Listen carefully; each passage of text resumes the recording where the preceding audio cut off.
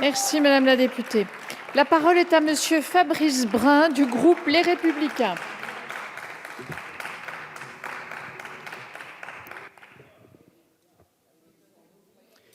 Madame la présidente, monsieur le président de la commission des finances, monsieur le rapporteur général des budgets, merci à tous deux pour nos débats toujours respectueux du point de vue de chacun.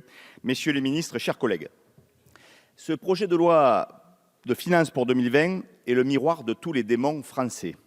Hausse de la dette, aucune réduction des dépenses publiques, l'État continue de fonctionner au détriment d'investissements structurants réalisés pour l'avenir, pour assurer par exemple la transition écologique ou faire face aux défis majeurs de la santé et de la dépendance. D'ailleurs, du côté du PLFSS, ça ne va pas beaucoup mieux avec la crise des urgences, celle des hôpitaux, celle des EHPAD et la fracture médicale dans les territoires. Nous subissons même une pénurie de médicaments. C'est dire si notre système de santé est malade. Mais je reviens au PLF et son anesthésiant, si vous me permettez de poursuivre dans ce registre médical. Je veux parler des taux d'intérêt négatifs. En 3 ans, le montant de la dette aura augmenté de 190 milliards d'euros.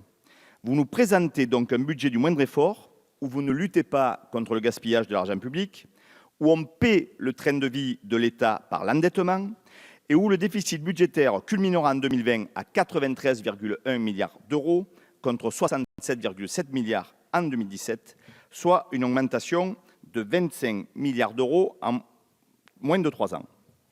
Mais, tel que brillamment exposé par notre collègue Damien Abad, votre incapacité à vous imposer la moindre économie budgétaire ne vous empêche pas de mettre à contribution peu ou prou les acteurs de l'économie et les acteurs des territoires. En ne voulant pas revenir sur le plafond mordant, affectant ainsi le budget des agences de l'eau et donc la capacité d'intervention des acteurs sur le terrain pour poursuivre cette mission si importante de l'amélioration écologique des milieux aquatiques. En supprimant l'exonération partielle de la taxe sur le gazole non routier pour le secteur du BTP, et c'est l'occasion pour moi de rappeler que le BTP au cœur de nos territoires, c'est un emploi sur 10 dans tous les niveaux de qualification. Alors que, et vous le savez, nos entrepreneurs ne disposent aujourd'hui d'aucune alternative technique, la transition écologique a bon dos.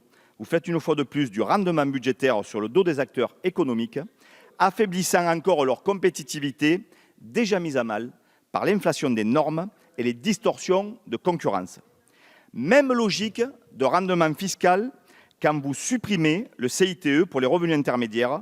Grâce à vous, nous savons désormais qu'il existe un CO2 de classe. Grande habituée des discussions budgétaires de fin d'année, les chambres consulaires attisent encore vos convoitises. Une fois n'est pas coutume, opposition et majorité, nous nous sommes retrouvés la semaine dernière en commission des finances pour supprimer du budget les dispositions relatives aux chambres d'agriculture en annulant votre projet de régionalisation et la baisse de 45 millions d'euros du plafond de leurs ressources affectées. Monsieur Dussopt, Monsieur Darmanin, en présentant un amendement au nom de la commission des finances, j'espère vous convaincre que baisser le budget des chambres d'agriculture est une grave erreur, comme le signent aujourd'hui 170 députés et sénateurs dans une tribune transpartisane à l'initiative des parlementaires ardéchois.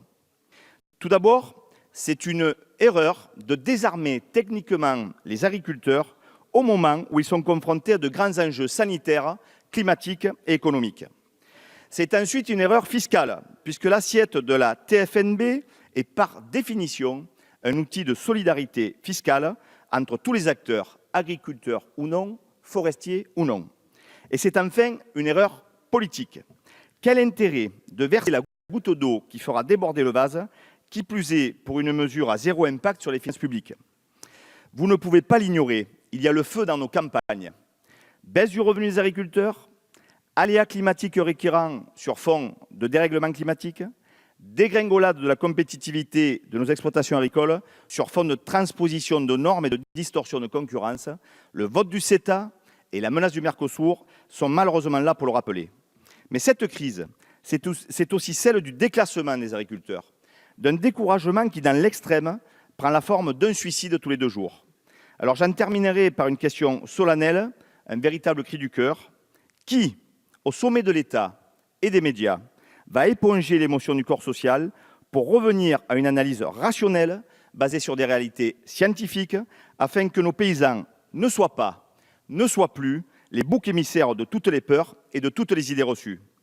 Car, messieurs les ministres, mes chers collègues, c'est à la lecture de cette grille multiple, complexe et hautement inflammable que toute décision agricole doit désormais être prise. Je vous remercie.